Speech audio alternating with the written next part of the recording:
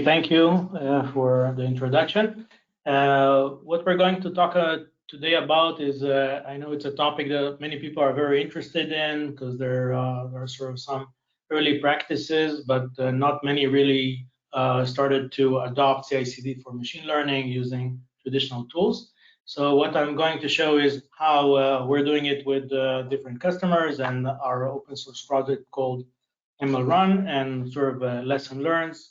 With hopefully we'll get to some demo at the end. So without further ado, let's first understand the challenge that we're facing. The problem is most organizations still treat machine learning as a sort of a research project. You develop machine learning models, you test them locally, etc. You may apply them to some endpoints behind some HTTP endpoints or something. But really, in order to take full advantage of machine learning, you need to deploy machine learning as part of a business application. A recommendation engine, fraud analysis or detection, healthcare, there are many use cases, and financial use cases, and so on. But for that, we need to build full production pipelines that work with live data that is extracted dynamically from databases, from streams, from endpoints. We need to process data at scale. We need to be able to retrain models, redeploy models on a rolling fashion, and so on. We need to monitor everything and be able to create feedback loop, figure out when our models don't perform or don't behave. And that requires a lot of engineering. That is not something you're doing on your notebook. Most organizations still see the machine learning effort as something like that in this slide. So essentially taking a data set from the source, whether it's object storage or data lake or data warehouses, creating some extraction of data from sort of something which is not really online source, running some data preparation. Once you've done the data preparation, you run training, sometimes in your notebook, sometimes using a managed service like an AutoML managed service, and then you evaluate your model. If you're sort of more advanced, you take your model, you put it behind some HTTP address, and other people can use it. It's still a very siloed approach where the data science flow starts with extracting static data and eventually producing a model and putting it someplace. In reality, this doesn't really work. We can't just take something in a notebook and productize it. We need to process data at scale. We need retraining in an automated fashion. Every time we change the code, every time the data changes, we need to redeploy models. So we need to take everything and make it containerized. We can't just use notebooks in production unless some of you think it's a valid approach. So what we need in production is something more like this. This is really where things get complicated. We don't just put some notebooks and run them inside a container or something. We have many different components in the production application. We have the training silo where we do the data preparation, we run the training sometimes using horizontal scaling, we run evaluation, we may do extra work on the models, transform them, compress them, optimize them, and so on. We may want to deploy the model and test the model as part of a real deployment, as a real endpoint. We may have different tools for orchestrating. So now it becomes a lot more challenging. We need DevOps or ML engineers. We need people to take the code and turn it into containers. We need to change our code to run as something that, when something fails, we have logs and telemetry data. So that's the first engineering effort. But this is just the first effort, because even for the serving, we can't just take a model and put it behind an endpoint. Usually the data will arrive in some unstructured way, like we have a JSON structure with all sorts of user data, and we need to contextualize it and enrich it with other user features and build a vector and then serve the vector into the model. And then once the model is serving, we need to apply some action. The model is telling us there's going to be a failure. We need to do something with that indication and throw a message to a database, to a message queue, and so on. So someone needs to build an online application that takes the model just as one part and the data as another part, and some other business logic and action logic. And this is just, again, the second silo. And the third silo is doing the monitoring, because we need to be able to monitor our model in production to see if the accuracy is okay, if there's no drift, and so on. And in order to do that, we have to take data from the production aspects, from the serving engine that intercepted new features and responded. But we also need to compare that data with data from the training. So now we also need to make sure that everything is synchronized, the data from the training, the data from the serving, the data from the analysis of the features, and based on that, issue alerts and let someone do something with those alerts. For example, retrain the model, change weights of an ensemble, and so on.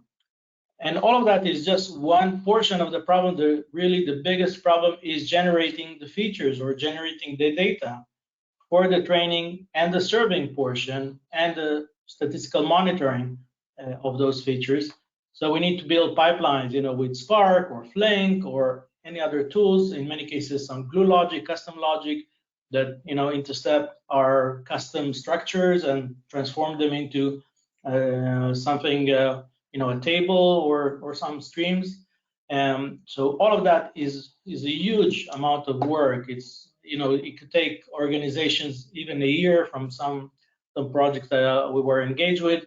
And the problem is that all those arrows are glue logic that someone needs to write, and they're not really standardized because it's all siloed of different people, different teams that work sometimes in synchronization, but many times they're not really synchronized and they're using different frameworks, different platforms, and that's a real headache. So if you think about your machine learning journey as just, okay, how am I going to train my model and serve it behind an endpoint, you will figure out eventually that building a real application or taking real advantage of machine learning requires building all of those. This is where many organizations sort of get stuck. So our goal is to try and see how we turn this thing, which is sort of a mess, very manual, to something automated, something continuous, and applying modern technologies and CI/CD approach to it.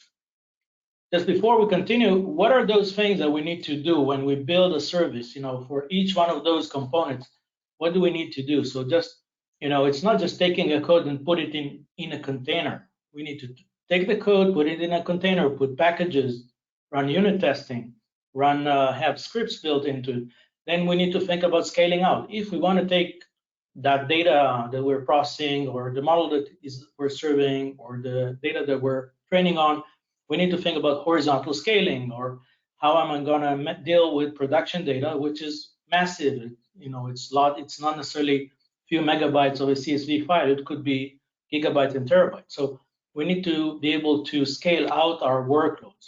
And then we also need to think about performance, because eventually, if you're serving a model and you need to do recommendations for an online HTTP application, you have to respond within a set of few milliseconds. Okay, you can't just run some bad job query on your SQL and get the response, and 2 minutes out you're going to get a response. We have to apply techniques to make things efficient. So we need engineering efforts to create parallelism and sometimes add GPUs for deep learning and tune our queries and apply different methods of analyzing data as it flows instead of batch analysis.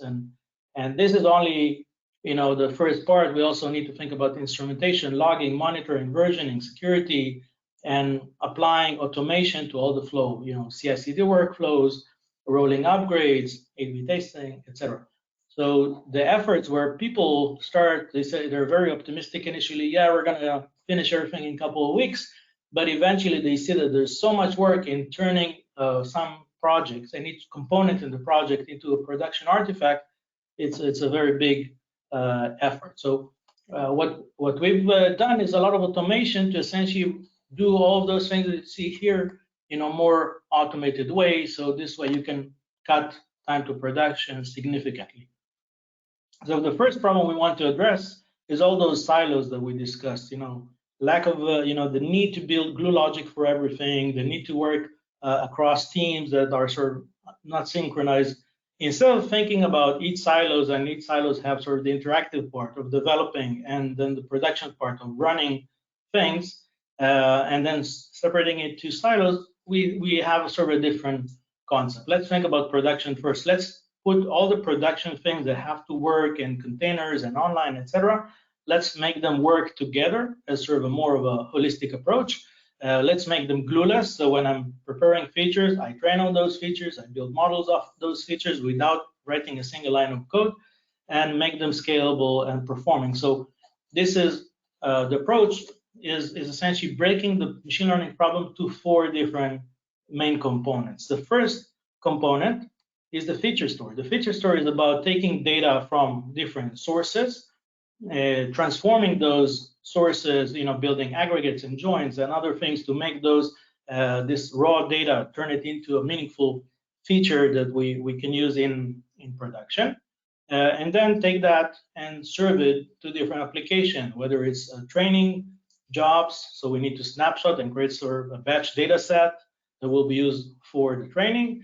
If it's an online workload like a real-time serving, we need an online API that within a millisecond or so we can respond with the relevant data. We also need the data for the statistical analysis and so on. So the first part in a production pipeline would be the feature store. The second part is essentially applying certain automation for every time we have a new feature or we have a new code.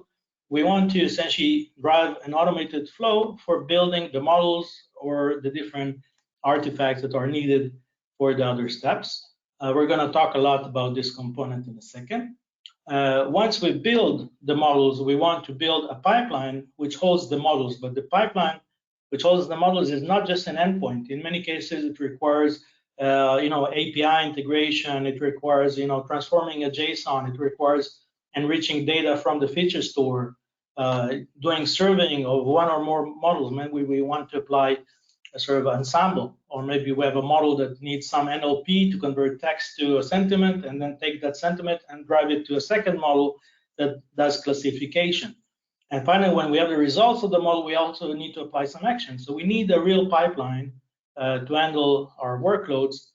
And then this pipeline also generates a lot of telemetry. We need that telemetry to be pushed to some analytics component that knows how to track the behavior of the model, identify drift, identify accuracy problems, anomalies, data quality problems, and so on. And also write all this data back into the feature store, so the next time we want to retrain the data, we have the insights from production, we have fresh data that we can train on, maybe even label that as it goes, and again, send alert. So this is the operational pipeline that we want to drive. We also need to think about versioning. When we want to version something, we can't just version the model and version the data independently and version the training independently and so on. We have to think about sort of one version tag across all those components, because if I'm changing the data, probably I need to retrain the model, and I can't use the old model with new data and so on. So this is the operational pipeline, and this operational pipeline needs to talk to all the other things around it. So whether it's BI tools and data exploration tools, so to view and analyze the features for pre-production or post-production, manage notebooks, IDs, PyCharm, VS Code, and so on. Maybe there are great training frameworks out there or AutoML services that we want to leverage from our pipeline. CICD frameworks, Git, CI, and so on, and maybe other tools. So we need good integration between all those interactive tools or external services and the production pipeline. Okay, so essentially we want to transform the work that currently most people, the way that they work is this way. Someone is writing code, pushing it to some place. Data scientist writes in Jupyter. Then someone takes that code and starts transforming it into a container with YAML files for Kubernetes and so on, packages. So this is done by a separate guy. And then a third guy takes that and composes a pipeline from individual components, including the data preparation, etc., and runs that pipeline. And then yet another guy thinks about, okay, how am I going to monitor all those activities and essentially create a feedback loop? You can't really do that if you don't instrument all your components to work with the same metadata and data structures. So the alternative approach that we've taken with MLRun, which is an open source project, is to automate those flows. So we can take the code and turn that code automatically to an elastic, scalable microservice, essentially a serverless function. We're going to talk about it. Then we can take all those individual components and compose them into a flow, whether it's a batch or real-time flow. including the data engineering and so on. And because all those components come with built-in telemetry gathering, so it's codeless. You're just gonna get the monitoring out of the box without writing a single line of code. We're gonna see essentially how it's done. And this is from testimonials of people that are using it. We've seen that they're cutting their time to production by a magnitude. So how do we do all that magic? A lot of the magic is done through automation, through the notion of serverless function, of transforming code into Elastic services automatically. We're using several projects underneath the hood. Nucleo, which is also maintained by us, is more for the real-time and online use cases, as well as other serverless engines that are part of Amaran for Spark, for Dust, and for different computation frameworks. So essentially, you can take a piece of code and just deploy that, and that will scale across multiple containers, manage itself, monitor itself, heal itself, and so on. How does it work? So essentially, if you think about my code is running inside some sort of a container that gets deployed automatically, or again, a set of containers, depending on the type of runtime. And this code automatically is sort of sandbox. So everything going in and out of that code, inputs, data, secrets, credentials, parameters going in, and things like logs, telemetry data, artifacts, and so on, going out, they're all logged automatically. So every time I'm running a job, I immediately see what was the input, what was the output. I can do lineage calculations. I can track the results, the artifacts, and so on. And again, it's also auto scaling. So if I have a workload that requires multiple containers, you can just scale it out across multiple containers. So this is the general idea of how those functions work. And if we take Amaran project, is essentially trying to focus on the 4 big pillars, the 4 things that make the life of productizing machine learning very, very hard. The first one is the feature engineering aspect using the Amaran feature store. Then we have the building of the real-time pipelines for the sort of the serving side and the real-time applications. We have all the closing the loops with the monitoring and retraining. And we have all the automation aspects, which we're gonna spend some time on in a minute, for applying CICD and integrating and creating sort of a managed workflow for deploying our artifacts to production. So we'll zoom in to each one of those. So the feature store, what is it really a feature store? We're gonna see that later in the demo, is the ability to take many different types of data, transform them into some meaningful features. Maybe it's categorical. We need to do one-off encoding. Maybe we need to map it to groups. Maybe we need to change dates to something else meaningful, like day of week. Maybe you need to do aggregates, joins, and so on. All those transformations could be described in a very high-level language, and that high-level language is compiled and transformed into serverless functions, and they can run in batch or real-time or both. So essentially, we build the pipeline, and that pipeline will allow us to work in production, in real-time, as well as in batch for training and other applications. All those features are getting cataloged, and then they could be served to many different applications, BI tools, notebooks as a pandas data frame. You can snapshot a feature and create a version of that and feed it to training. You could use model serving. The model analysis is using data from the feature store, like statistical variance of each feature and so on, and also writing back features into the feature store. So having a feature store is becoming something that most people acknowledge is sort of mandatory if you have a real production use cases, if you're building operational pipelines. Again, how does it work? You can build those pipelines through the SDK and just a set of transformations. The Amaran feature store is the only one that supports structured and unstructured data. So you can use operations for structured data, but also for textual data, for NLP. There are a bunch of use cases and examples for that. Visual data, images and so on. And also the most complicated is the composite one, which essentially knows how to handle textual, numerical, and visual all at once. Like a PDF document with picture is a great example of a composite solution. There was, by the way, a webinar by IHS who's using that for building composite analysis. So that was the feature story. The next component is the ability to build those real-time pipelines. So you can build a real-time pipeline that has many different steps. Like, for example, you get a request, and maybe you enrich that request. You take the customer ID, you bring all the customer vectors. Maybe you want to do some pre-processing, feed it into an Ensemble, do post-processing, and so on. So you can describe that pipeline. This is essentially, you can see the documentation of ML Run. There's full example, but you can describe all this huge pipeline, few lines of Python, and then you could just test it, debug it in your own notebook or ID. And when you feel it's ready, you could just say deploy.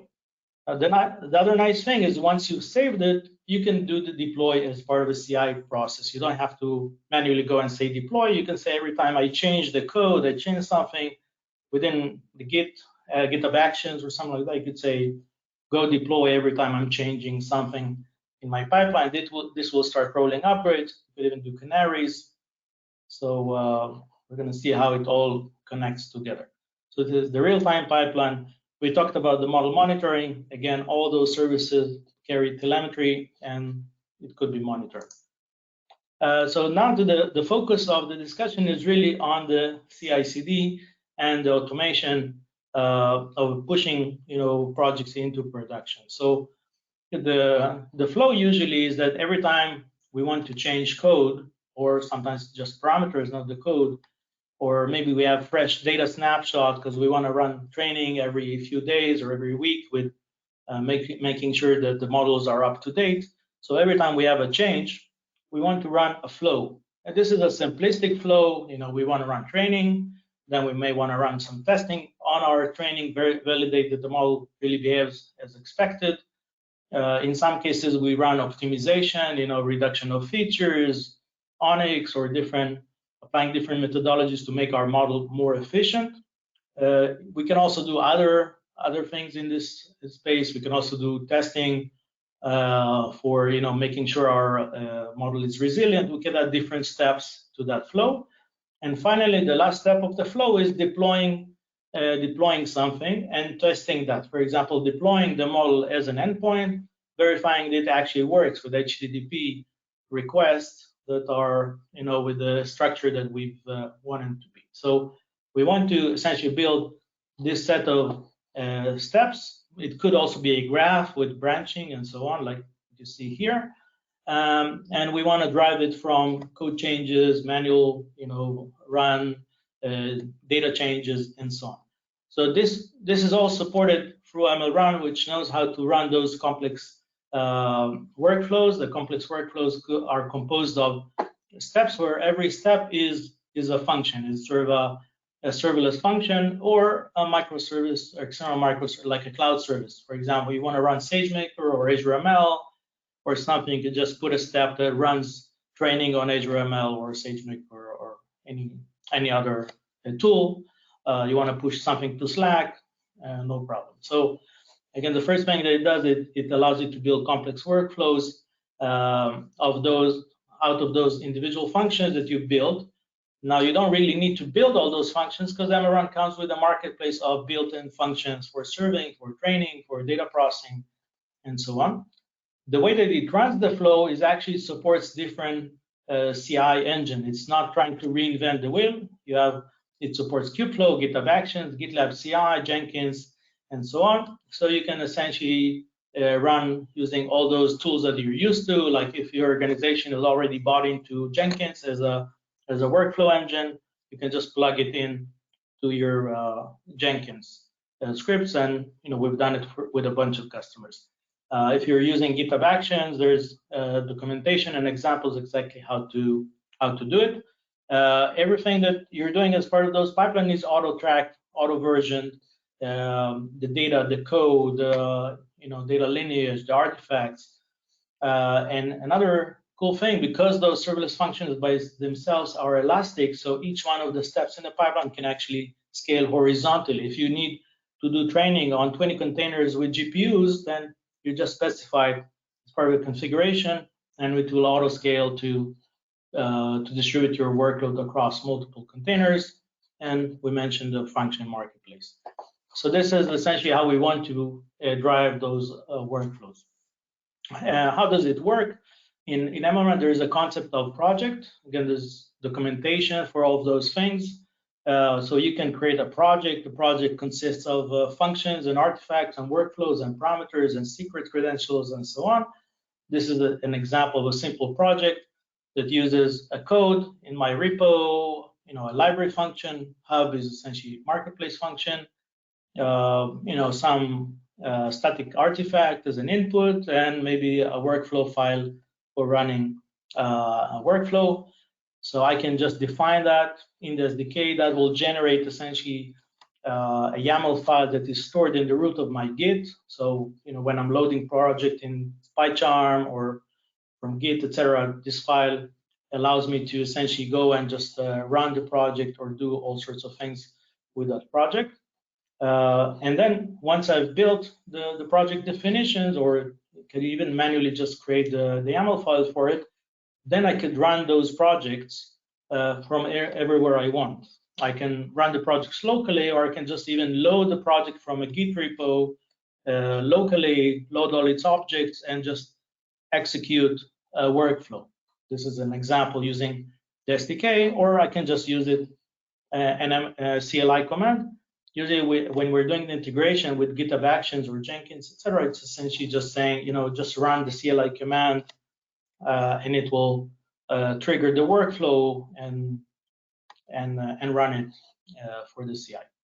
So again, it's very easy to go and take a project with comprised of multiple functions and data engineering aspects and models and so on, and then just sort of save it and then load it in another cluster or system directly from Git or a Git tag and run it. The other nice thing is that we're not trying to force you to use MLRun pipeline UI, which is very extensive and so on. You can actually see the progress of your pipeline almost on any tool. We know we have exporters that you can just, within your Jupyter, if you're running this workflow from Jupyter, there's a widget that it actually updates dynamically and will show you the progress of the pipeline and all the results directly on your notebook. If you're running the pipeline from GitHub or GitLab, it will essentially automatically integrate with the GitLab UI. It will throw back the results of the pipeline into the pull request comment, and we'll see that in a second. So we can track the version every time we run a job. We can see what were the results of that change of our code or the change of the data. If you're sort of a fan of Slack, it will just throw to Slack or Kubeflow, but also TensorBoard. I didn't mention it here. So it essentially exports the data to many different tools in parallel and allow you to use the tool of your choice. And if you want to integrate that into like an action, a Git action, like every time you do a pull request, you want to trigger that pipeline, then this is all documented. You can see that in the documentation. This is the GitHub action script, and this is GitLab script, and there's a Jenkins script. So you just need to, essentially what it does is only running the CLI command, which loads the Git clone and runs the workflow pipeline.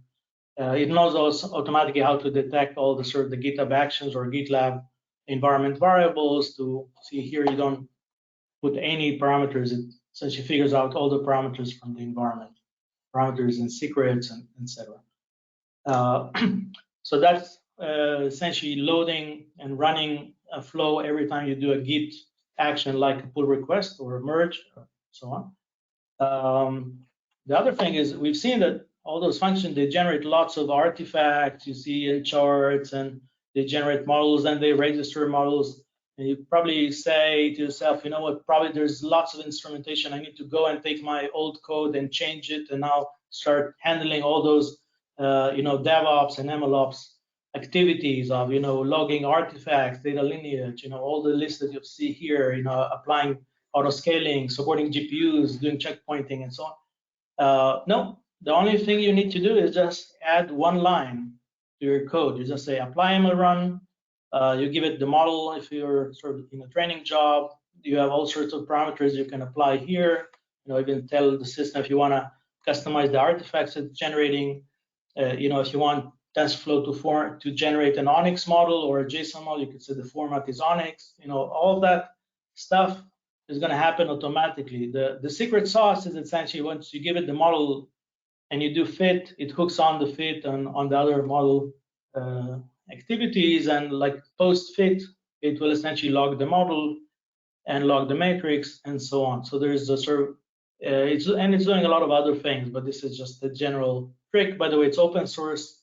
Everyone can just go and see how it's done in the code. But essentially, all those features of MLOps are applying by just adding a single line to your code, and then you're going to see all those artifacts and telemetry data and so on. Now, all those pipelines essentially are using those serverless engines that essentially do dynamic resource allocation, management, failover of those things, and you could just go to the user interface of MLRun and see, you could configure the elasticity, you can configure the resources, do I want GPUs and how many, how do I want to scale my workloads, like minimum and maximum thresholds. Every time you run, everything gets tracked, including versioning. You want to see the consumption of resources of jobs while they're running, you can just open Grafana dashboards for that. Even look at per project, per user, and do billing based on that, etc. So we've talked about all those things that lead to building those CI pipelines and etc. What happens in reality? It's not that we're just doing a pull request and something just goes on and deploys to production. No one really deploys to production from just doing a pull request.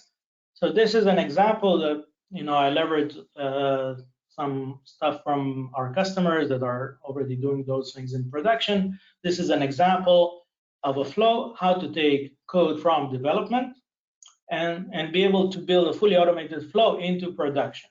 Okay, and you have three colors here. One is sort of manual steps. The second one is things that run as part of your CI, your GitHub Actions or Jenkins and so on. And the blue is sort of the things that run on the Kubernetes cluster that runs those serverless engines, essentially the heavyweight computation. So what happens usually is someone creates a feature branch. You want to test a new change of your model, maybe test some different logic and so on. So you create a feature branch, and usually you will run interactively. You do some changes in the code and you submit run. You don't want to do it automatically. And also the input data for that will probably be a CSV file or something relatively small, just to validate that you're not breaking any logic. So this will usually be the interactive development part. Once you finish the interactive development part, you want to merge your changes into a development branch. Okay, so you do a pull request, and then once you do the pull request, a bunch of static unit tests and things like that are running, like Black and like Flake 8, and all sorts of static analysis tools, verifying that all the imports are proper, everything is done correctly. Maybe running some unit tests for your code before doing something more extensive. And then you need a real cluster. You need now to scale. Maybe you need GPUs. Maybe you need and also you want to track every execution, just like we've seen. We want to track the experiments, track the accuracy of the models, log the models, and so on. So this is really where you plug this thing that I mentioned here.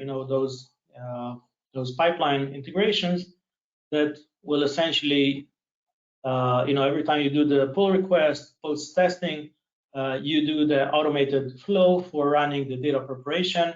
This time on probably a much larger data set. Also the training, we may want to run the training now with hyperparameters, not just with simple parameters. We want to try different permutations.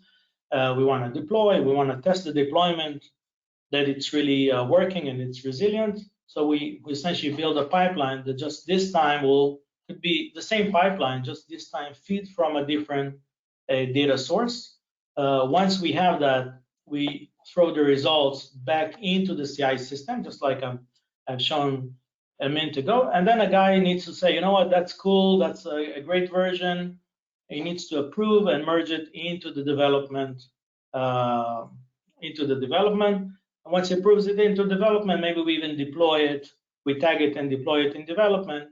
So then different people can work on that on development, or we may run some bigger regression tests, periodic, like once a day or once every few days, or before we merge all the changes to a master branch. So this is the the development, the staging flow. Some companies have also integration test clusters and others. But once we finish the staging, now we want to move into production. So we need to take that development branch and merge it into the master branch. What we want to do after we merge it into a master branch, we want to validate everything against real business use case. And for example, maybe we build Canary, we deploy our new pipeline. It's not just deploying a model, because you understand that maybe the feature engineering code has changed as well. So we need to deploy a parallel pipeline that may work on just a subset, 10% of the customers, and measure that the business metrics are still maintained properly. Like, we're not losing money. This bot is not spitting out stupid sentences and so on. Once we've done that Canary deployment, we see everything is great. We've validated the business matrix. We want to approve that. When we approve that, essentially we create a release, we tag it, and we do a rolling upgrade of the system. So this is a complete flow, an example flow. Again, every organization will probably take it to his own sort of set of guidance. Obviously there are aspects of governance and that needs to be applied and so on. But this is just to give you a sense of how things could be built. So with that, let's look into some examples of how it's done in practice. Sorry, this is an example I'm going to show in a demo in a second of building a fraud application, fraud detection application.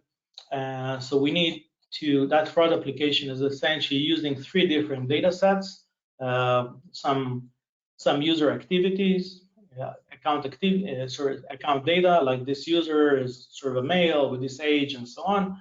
It may have some account activities. Every time you swipe a credit card, it generates a transaction. You have activities like the user logged into his account, logged out of his account, etc.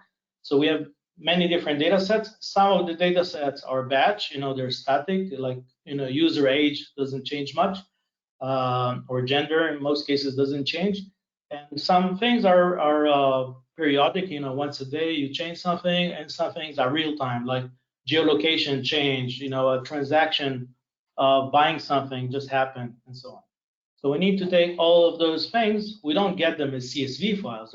We need to listen on the production data and tap on that production data. And we feed that data into the feature store, essentially by applying, these are called in the feature store feature sets, which are things that listen on a source, or conduct a set of transformations, writing it into the feature store and indexing it into the feature store. Once it's in the feature store, we can just go and start doing some interactive exploration. We can go and apply an automated pipeline of, for example, optimizing the features, running AutoML, deploying the real-time pipeline to production, and so on. Once we deploy the real-time pipeline to production, it's essentially running those real-time serverless engines that build those set of transformation of the production application.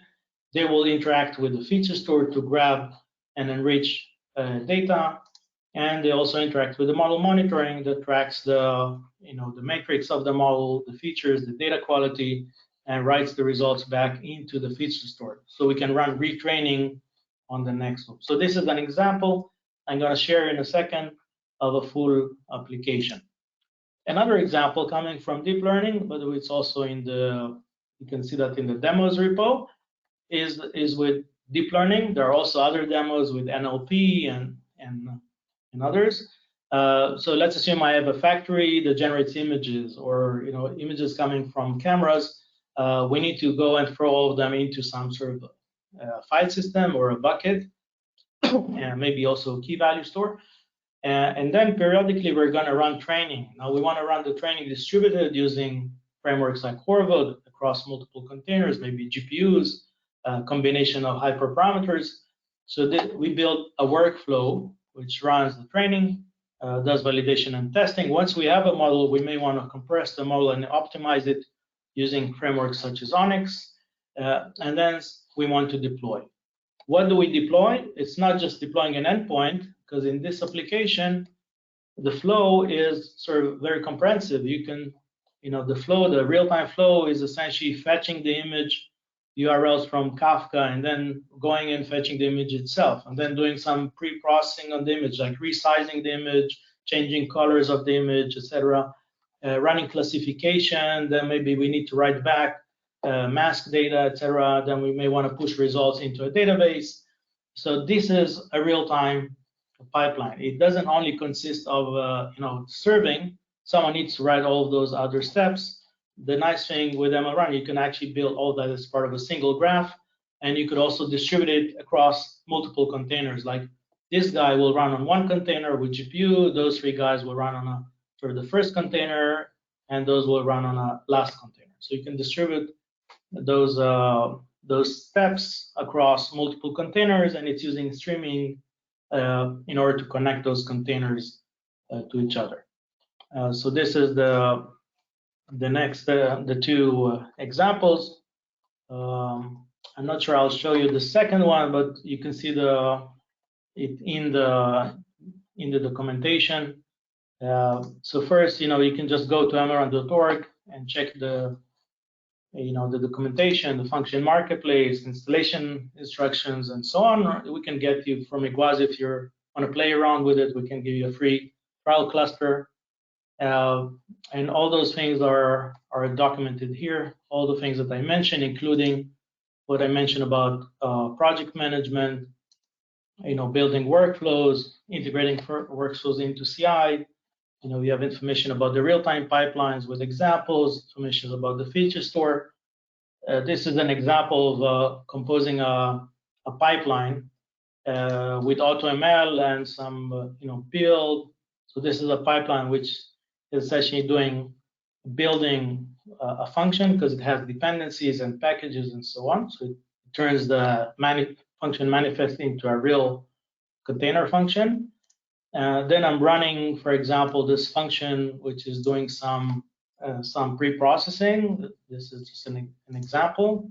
After running the build command, then it's running AutoML training, so I can even specify a set of algorithms that it's going to run, etc. So it's going to select some models off of the AutoML. I take those into a testing framework, so you can see the output of one step is feeding the next step. So the model that was generated on the training step is used as an input to the testing and as an input to the serving here. This one is deploying the serving function, and the last step here is essentially testing. Once the serving function was deployed, it's using HTTP requests to test and using the test set data and essentially verifying that the model endpoint behaves as it should. So sometimes, we build a model, it works great offline or using an API, but when we try it out inside a container and behind an HTTP endpoint, suddenly we may be missing a package, or some data may be malformed, etc. So we want to verify the endpoint itself, not just the serving endpoint. So this is just as an example of a workflow. And running that workflow, again, it could be done through CLI command or inside the CI system or using the SDK. So that's just the generic example, the demo that I was talking about on the fraud detection. This is, let me maximize my screen. It will be clearer. So the way that we work, we have in this project, which is also documented under all this stuff is, if you go under feature store and end-to-end example, you have 3 notebooks here. One notebook for the data ingestion, a notebook showing the training, and one for serving, and the last one is really the automated end-to-end pipeline with sort of everything fully automated. But if we go to the first notebook of building those features using the feature store, essentially this part of the flow, let's assume I have all those swipe transactions, someone just swiping credit card information, and I need to be able to take that data and use it for training or for serving. It's not necessarily a CSV file, it's data that keeps on feeding. I may have a CSV file as an example to just show me the data set so I can start training on it. But when I'm going to move my training to a production solution where the model gets retrained every day or every week, I need to automatically transform the data coming from Kafka into a Parquet file or a CSV file that will be used for serving. And in the serving, I want to take that real-time data and turn it into sort of a real real-time enrichment operation for transforming my user ID to a full vector of that user and be able to understand if this user is conducting fraud or not. So in order to do that, we need to build analytics pipeline. Usually it's a lot of work, but the nice thing with MLRun, it's not a lot of work. We can just build, this is, for example, a swipe transaction data sample. I think it's based on some Kaggle project. And we want to do all those manipulations to that input data. We want to extract the data, extract time information, like what was the hour, what is the day of the week, etc. Do all sorts of mappings, encodings, different aggregations over the sum of transactions, aggregation over the categories, how many shoes you're buying, how much food are you buying, and so on. And then we want to persist all that data. So we need to build a flow that does all of those things. This is essentially the flow that we're building. In order to build that flow, we don't need an army of data engineers. We just go and write a simple flow with all those operations that we just mentioned. And this is essentially building what does analytic pipelines for us. This analytic pipeline is used for real time and for batch. You don't need to do re-engineering. You just describe it once, you can visualize it, and we can move to the next data set. We can even visualize the result. You see, this is all those aggregations and testing. We want to change something in our logic. We go back to the code, we change it, we go back, visualize it. Again, we don't depend on the data engineers anymore to build features. Data engineers can do it, but also the data scientists could play around with it. And we're doing it across the different feature set. This is the second features of like account activities, logins, logouts, etc. There's another feature set of the labels data that actually tells us there is fraud. Again, there's some logic for creating that indication, that label. And once we've done it, we're done. Now, if we want to build real-time ingestion, we already created those objects called feature sets. They're essentially in the database. They could be materialized as YAML files if we use it in a CI. In order to deploy them as something that listens on Kafka or any other stream or HTTP and does this ingestion automatically, the only thing we need to do is deploy them as a real-time service. Essentially, we say, okay, we have a source. Our source is a stream. This is the path of the stream. Some other indications. Go deploy this feature set object, this pipeline that listens on that source. Just go deploy it as a service. This is where it's essentially just going to run, create real Nucleo serverless functions, which are again auto-scaling, elastic, that listen on the Kafka stream and transform the data and create features in two forms. One is sort of Parquet files that are sort of getting appended all the time. The other one is in a key value. So the features that are used for the serving part.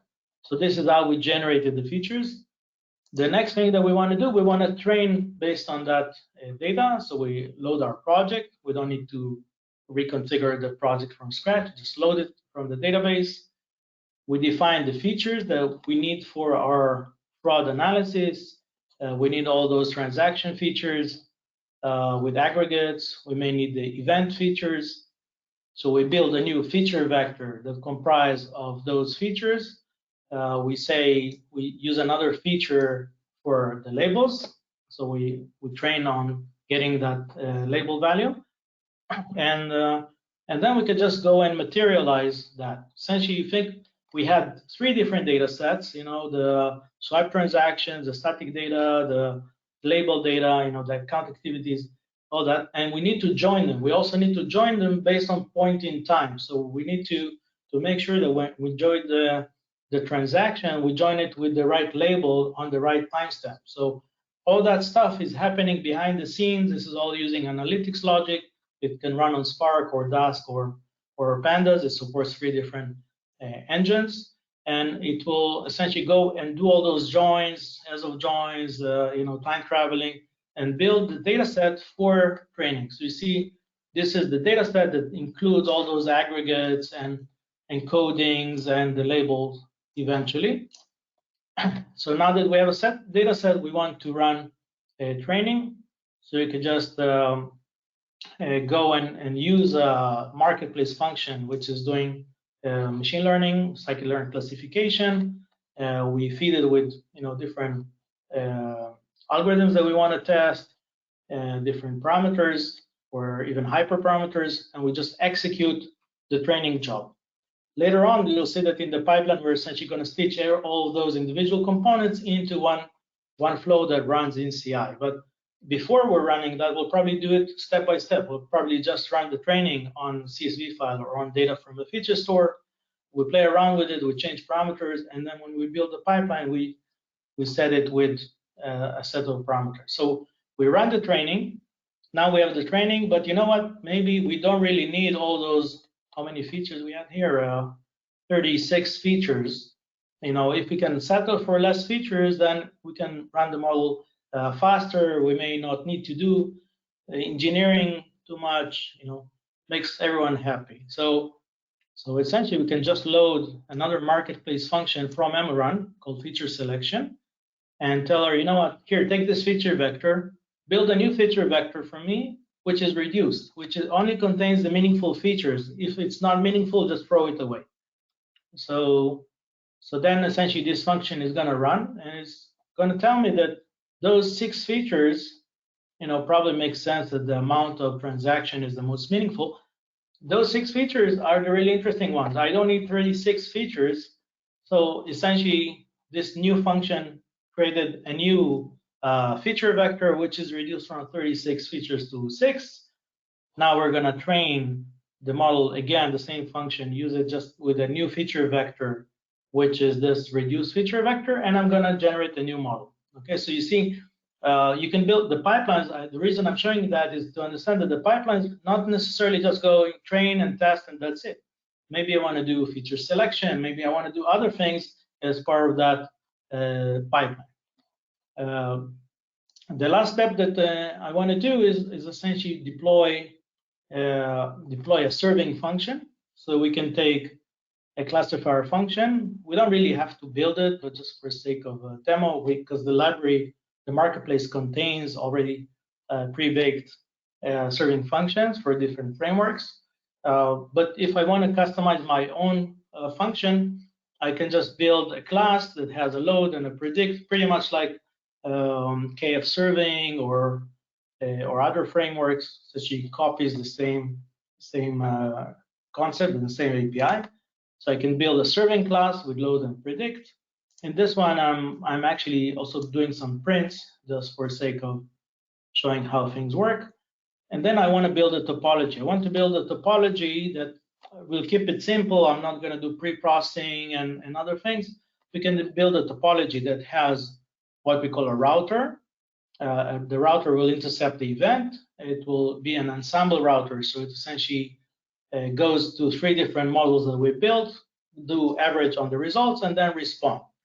But there's another magic that we need. We need to take the customer ID and we need to convert it into a full extended feature vector. So this is what we call an enrichment ensemble routing. So that ensemble routing class also accepts a feature vector URL. And one of the things about real-time aggregations and all of that, that in some cases you're going to get null values, because you're saying, I want to know the number of transactions in a given 1 hour. What happens if there was no transaction? You get null value on that feature. So in that case, my model won't behave that well. So I want to essentially substitute null values with, for example, the mean value of that feature. So that magic happens because the feature store doesn't only store the features, it also stores the statistical variables of every feature, like mean and standard deviation and histograms and so on. So we can take, when we build that request, essentially what will happen is the router is going to get the customer ID, is going to enrich it with all the feature vector aspects for that customer. It's going to impute, essentially replace null values with a mean in that case. Going to throw it to different models, get the result, and respond. So I can also simulate the entire flow in my notebook, because I don't necessarily want to deploy all of that into production. I want to make sure that my flow works well. So I can just build what we call mock server. So it's a simulator of the online service. I can throw in some requests on customer ID and see that it's actually producing results. What it does, by the way, on the back end, it's essentially using a feature store method called get online feature service, which is essentially getting an endpoint for enriching our functions with the policy. And then every time I'm throwing the sample ID, I'm going to get the feature vector. But this is happening inside the enrichment router, so you don't need to do that. And when you want to deploy the model to production, you just essentially do function deploy, and it will deploy that serving function, not just serving function, this entire pipeline into production. And then we could go and even test the real live endpoint and verify that this model actually works. Now, after we've done this work on the feature engineering part, on the training part, and the serving part, we want to stitch it into a pipeline. So this is really where we have the pipeline notebook. Again, we can build load our project. We can register other functions if we want, or we can register parameters will be used across our project. And then this essentially creates a project specification. It sits in the repository itself. There is like the project YAML file you see here. The reason you have that file is that if you're loading from Git or using CLI, it essentially reads the file and rebuilds the project object off of that. And then if we want to just load it on a different cluster and run it, we just do load and run, or using the CLI, either using the SDK or the CLI. And what we have here is also a workflow. And again, if we're using GitHub Actions or Jenkins, etc., we just throw that line into our CI script. Now the workflow, and in this case, we're using the Kubeflow engine for running the workflow, is essentially running the feature selection to reduce the features, running the AutoML function, running the testing function, and then running the serving function. For creating the serving function and then deploying the serving function to production. So in this flow, I essentially did all the work of the feature selection, the training, and deployment of an endpoint. I could have continued here and doing the test deploy that I showed you before, and then I'm just running this this flow. This one has an error. I need to fix it. Maybe I have something. This is another example. You can see when I'm running, it essentially interacts directly. I can see the progress of that flow as it runs. I'll rerun a flow, and you'll see that essentially it starts updating the picture as things starting to progress on the flow. If you have Kubeflow, you'll actually see that in Kubeflow.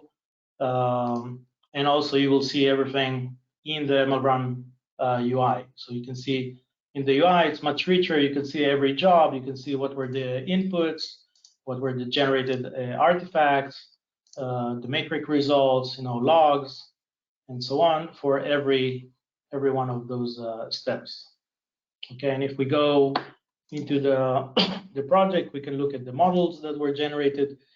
All those things were created automatically. I don't need to do anything. All this auto logging, all that is registered my models with all their matrix.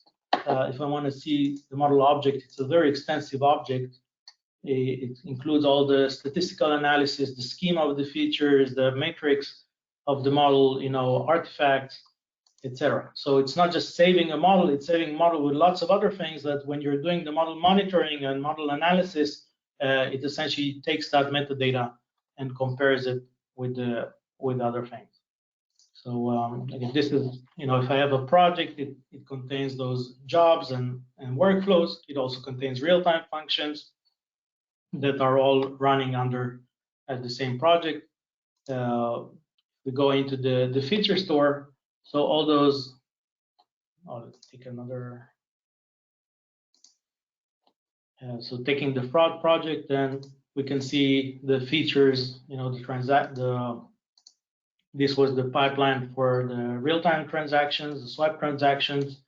We can see the features.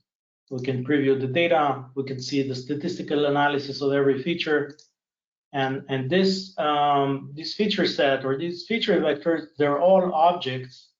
They all have URLs with versioning information that could be used inside the pipeline. If we just plug this as the data source for the training, the system will automatically materialize the data and with the right version and so on and use it for the training because it has like a special artifact URL. So this is so you see I ran this thing again, and again it regenerated the pipeline.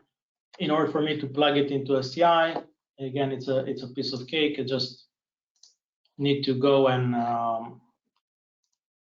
write the script inside GitHub or GitLab, and that will plug into it. So just as an example, this is a project demo that when I'm launching the project, when I'm doing a pull request, it will automatically start emitting messages telling me I'm running the project. And you can check the progress. It will hyperlink into the ML Run UI. And then when it finishes running this workflow, it will provide me a summary. The summary is built into the Git. So if someone is now going to do a review, it's going to say, you know what, the accuracy here is not good enough or whatever. Or you can go and zoom in and look at the actual, through the hyperlink, look at all the artifacts in the ML Run UI. And then take a decision if he wants to move to the next phase of deploying, or just ditch this version, or just tell the guy go rerun the job with maybe different parameters. So this is how you can interact. And the only thing you need to do in this case in your project, in case of GitHub, is just have this YAML file. Essentially, it's the same YAML file that you just copy and put everywhere, which has passes the credentials. If I want integration with Slack, I pass the Slack web credentials, etc. And what it does essentially is just running the main workflow in that project. And the same for GitHub or Jenkins. You can do it in any other framework. So with that, let's see if we have any questions or comments.